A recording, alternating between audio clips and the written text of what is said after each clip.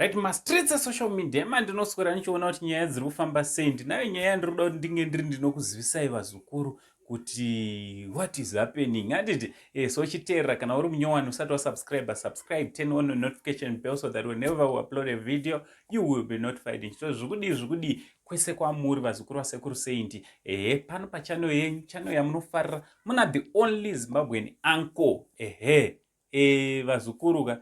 Ngatinosupport business iri rapa, also kana uchida kuadvertisa business rako wakasununguka ngeuri unotinyora panhamba dziri papa, unongotibata panhamba idzodzi totaura tobva tazwisana zvinofambiswa sei.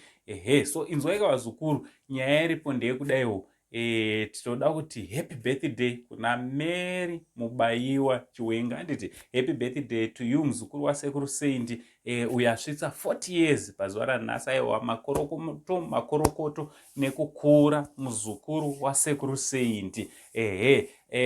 Tazoonawo zvakare Mary akanyorawo post inoi paTwitter. Handiti ndoda kuti munatsozviverengera mega vazukuru, natsozviverengerai, ndosandariita zihombe ndazvivhara kuti munatsodi zviverengera mega.